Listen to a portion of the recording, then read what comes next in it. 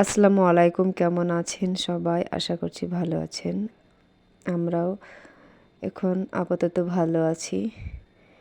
তবে আপনাদের মাঝে অনেক দিন পর আসলাম। মিনিমাম 1.5 মাস 2 মাসের কাছাকাছি আমি ভিডিও দিতে পারিনি, কারণ আমার বাড়িতে বিপদের উপর বিপদ। আমি সেই কারণেই আমি ভিডিও দিতে পারিনি, সেই জন্য আপনাদের কাছে দুঃখিত। তবে এখন আমি চেষ্টা করব নিয়মিত ভিডিও ছাড়া।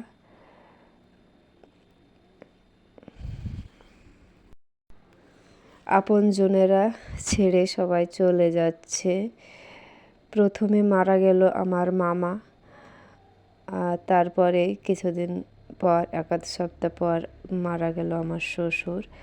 সেই জন্য আমি মনের দিক দিয়ে খারাপ অবস্থায় ছিলাম, তাই ভিডিও দিতে পারিনি। এবার থেকে আমি চেষ্টা করব নিয়মিত ভিডিও দিতে, আর আপনারা দোয়া করবেন আমার শ্বশুরের জন্য এবং আমার মামার জন্য। এই যে গতকাল আমি নার্সারি থেকে এই গাছগুলো নিয়ে এসেছি, তবে আমি ভিডিও করা হয়নি, তাই অফ ক্যামেরায় আমি গাছগুলো কিনে এনেছি। আর আজকে আমি বসাবো গাছগুলো টবে।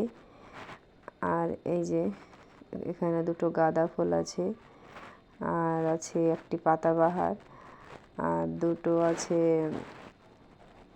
আর 4টে গাছ আছে। এই 4টে গাছ আমি নাম জানি না। আর এই যে দেখুন আমার গাছগুলো, আর এই যে আমার ফুলের বাগান। উঠানে আমি ফুলের বাগান তৈরি করেছি।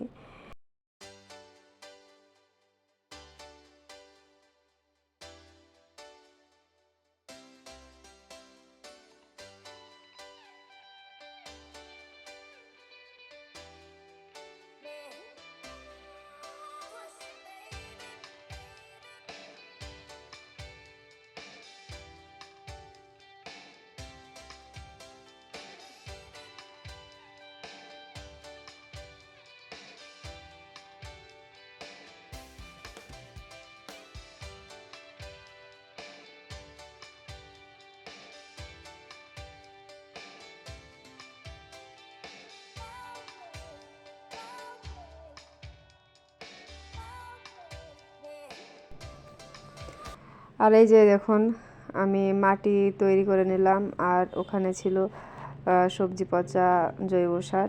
সেগুলো আমি ভেঙে ভেঙে আমি মাটি টবে তৈরি করে নিলাম। 3টি টব তৈরি করেছি। আর এদিকে আমি একটি গাছ লাগিয়ে নিচ্ছি, এটা হচ্ছে পাতাবাহার। এই গাছটা খুবই সুন্দর, পাতাগুলো বড় হলে আরও সুন্দর লাগবে পাতাগুলো দেখতে। আর প্রথমেই আমি প্লাস্টিকটা কেটে ফেলে দিলাম, কারণ প্লাস্টিকটা থাকলে গাছটা বাড়বে না, আর গাছটা ভালো হবে না। তাই প্লাস্টিকটা কেটে ফেলে দিলাম। আর এই যে গাছটা লাগিয়ে নিলাম। তারপরে আমি আরেকটা পাতাবাহার গাছ লাগিয়ে দিচ্ছি। আর এই পাতাবাহার গাছটা মাটিতে লাগানো ছিল, সে কারণে আমি তুলে টবে লাগিয়ে দিলাম। আর তারপরে এখানে গাঁদা ফুলের গাছটা লাগাচ্ছি। এইভাবে আমি 4টে গাছ আমি লাগিয়েছি। আর তারপরে এই যে প্রতিটা গাছে আমি পরপর জল দিচ্ছি।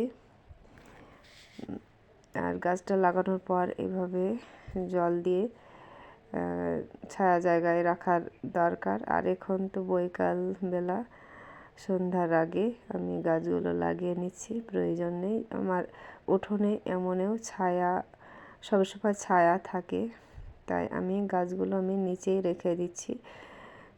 কয়েকদিন পর আমি ছাদে তুলে নেব।